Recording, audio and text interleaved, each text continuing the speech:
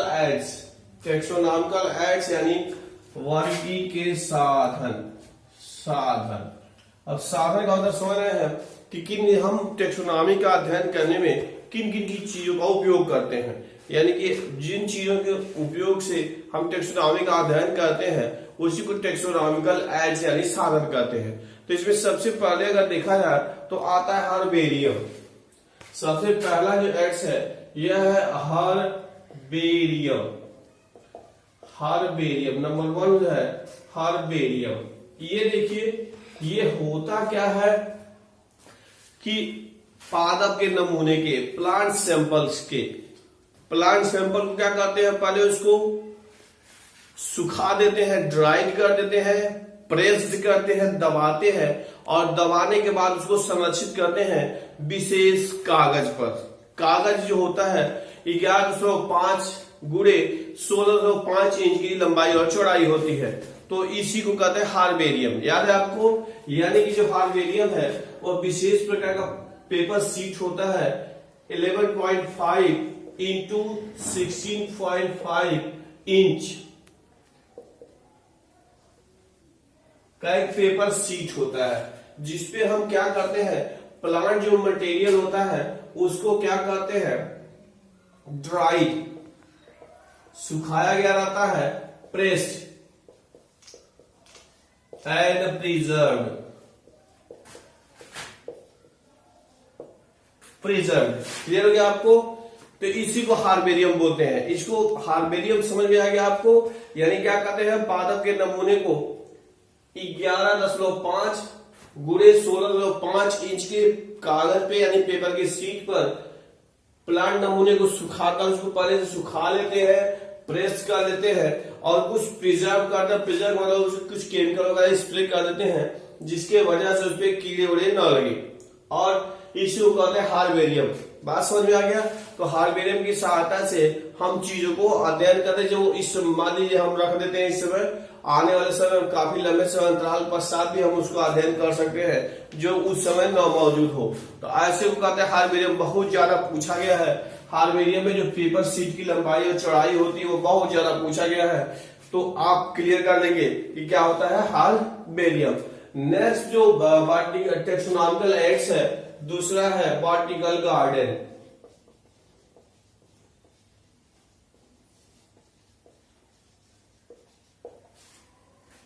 Clear है आपको?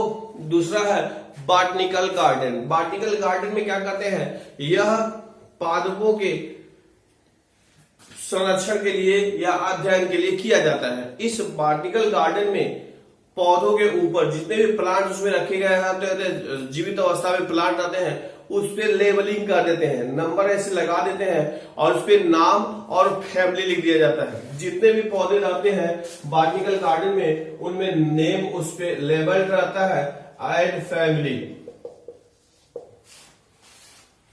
Name and family नाम रहता है और उसके फैमिली का वर्णन किया गया रहता है, जिसकी सहायता से हम क्या करते हैं, उसका अध्ययन करते हैं। इसका पर्पज यही है उसकी पहचान के लिए, उसकी पहचान के लिए हम करते हैं। तो इस प्रकार से जो संसाधन रहता है उसको बॉटनिकल गार्डन कहते हैं। क्लियर हो गया आपको? तो ये हो गया। यदि आप देखते हैं तो एक है रॉयल बॉटनिकल गार्डन, ये है रॉयल बॉटनिकल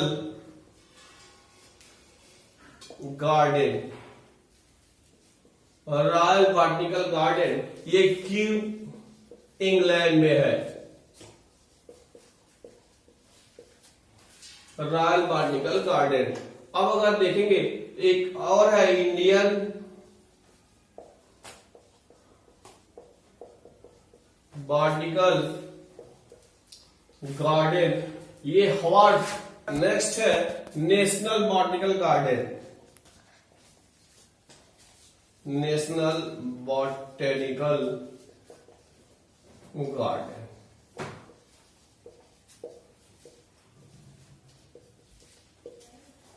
लखनऊ। क्लियर है आपको? तो ये आपको मिले, आपको क्या होगा, ये बॉटनिकल गार्डन। आपने पर्पज समझा? उसमें जितने भी पौधे रहते हैं सब पे लेबल लगाया गया रहता है, उस पे नाम और उस पे फैमिली का नाम लिखा गया रहता है, तो इसी कहते हैं बॉटनिकल गार्डन। आपने रॉयल बॉटनिकल गार्डन इंग्लैंड में है, ये Indian botanical garden Hovra India में है, और नेशनल बॉटनिकल गार्डन ये भी लखनऊ में स्थित है। बहुत म्यूजियम। तीसरा जो साधन है म्यूजियम। म्यूजियम क्लियर होगा आपको। म्यूजियम का मतलब होता है संग्रहालय। उसमें क्या करते हैं, प्रिजर्व प्लांट और एनिमल स्पेसिमेन, यानी कि जो पौधे होते हैं, जब जंतु और पौधों के संरक्षित नमूने को रखा जाता है। प्रिजर्व यानी विशेष प्रकार के केमिकल की सहायता से उसको रख करके प्रिजर्व कर लेते हैं और उसको रखते हैं। उसका मेन जो उद्देश्य है उसका मतलब यही है कि अध्ययन के लिए किया जाता है उसको। जो पहले के जो जीव जंतु भविष्य में नहीं ऐसे वर्तमान में मिलते हैं वो म्यूजियम में आपको मिल जाएंगे। तो क्लियर हो गया कि preserve plant and animal specimen. हम तो इसमें कह सकते हैं PRESERVED preserve plant and animal specimen. Specimen इसका पर्पज स्टडी, इसका मेन पर्पज है स्टडी यानी कि अध्ययन के लिए। नेक्स्ट अगर देखेंगे तो ये हो जाएगा zoological part. Zoological part, zoological park. अब जूलॉजिकल पार्क का मतलब समझ ही रहे हैं। इसमें क्या करते हैं, जो जंगली जंतु होते हैं, वाइल्ड एनिमल, जो जंगली जंतु होते हैं उनको संरक्षित माध्यम में इसमें रख दिया जाता है ताकि क्या हो, उनके रहन सहन इत्यादि का अध्ययन किया जाए। क्लियर होगा आपको कि जूलॉजिकल पार्क क्या है, विशेष प्रकार का क्षेत्र होता है, उसको बाउंड्री वगैरह बना देते हैं और इसके अंतर्गत जंगली जंतुओं को संरक्षित माध्यम में, प्रोटेक्टिव माध्यम में रखते हैं ताकि हम उसका अध्ययन, रहन सहन, स्वभाव इत्यादि का अध्ययन कर सके। तो इसको कहते हैं जूलॉजिकल पार्क। क्लियर हो गया आपको। नेक्स्ट है की, फिफ्थ है की कुंजी। अब इसमें क्या करते हैं, ये जंतु और वनस्पतियों के विपरीत लक्षणों के आधार पर आधारित होता है। ये क्या करते हैं कि क्या हो गया कि जो जंतु और वनस्पति दोनों के लिए की का उपयोग करते हैं और इसमें दो विपरीत लक्षण वाले समूहों को एक साथ रखते हैं जिसको युग्म कहते हैं, क्यूपेल कहते हैं, युग्म कहते हैं, और उन्हीं के विपर्यायी लक्षणों के आधार पे हम और उसका अध्ययन करते हैं तो इसको की कहते हैं। बात समझ में आ गया।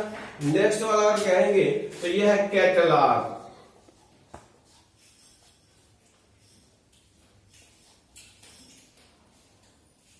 कैटलॉग, कैटलॉग देखते हैं तो ये क्या करता है, ग्राफिकल रिप्रेजेंटेशन। कैटलॉग का मतलब होता है ग्राफिकल, वो चित्र सहित उसका। जैसे आप कभी होटल वगैरह में जाते हैं तो मेन्यू कार्ड आता है, तो ठीक उसी प्रकार से कैटलॉग क्या होता है, उसमें जो जीव जंतु होते हैं उनका चित्र सहित फोल्डर जैसे रहता है उसको पलटते जाते हैं और उसमें तमाम प्रकार के जीव जंतु के फोटो वगैरह रखे रहते हैं। पर्टिकुलर उनका, उनके जो कैरेक्टर होता है उसका विवरण किया गया रहता है, तो इसी को कहता है कैटलॉग। बात समझ में आया। यानी कैटलॉग क्या होगा, पेपर का बना हुआ भाग रहता है जिसपे जीव जंतुओं के विभिन्न चित्र बने रहते हैं और उसपे गुणों का भी वर्णन उसपे किया गया रहता है, तो इसको कहते हैं कैटलॉग। क्लियर हो गया आपको। और लास्ट है यह है फ्लोरा। फ्लोरा क्या हो गया आपको, फ्लोरा, FLORA, फ्लोरा। ये बहुत पूछा जाता है। तो ये क्या होता है, फ्लोरा किसी विशेष भाग में, पर्टिकुलर क्षेत्र में जितने भी प्रकार के पादप होते हैं उसको ही क्या कहते हैं, फ्लोरा कहते हैं। यानी किसी विशेष क्षेत्र में पाए जाने वाले सभी पादपों को सम्मिलित रूप से क्या टर्म यूज करते हैं, फ्लोरा। क्या यूज करते हैं, फ्लोरा। तो इस प्रकार से ये हम लोगों ने टेक्सोनॉमिकल एड्स के विषय में पढ़ा। फ्लोरा भी बहुत ज्यादा पूछा जाता है। तो इस प्रकार से टेक्सोनॉमिकल एड्स के विषय हम लोग पढ़े। अभी ये जो चैप्टर है हमारे समझ से फिनिश है। इसके बाद से फिर हम लोग नया चैप्टर पढ़ेंगे। तो इससे संबंधित जो क्वेश्चन है अगले वीडियो में हम लोग के साथ सम्मिलित होंगे। Okay, thank you.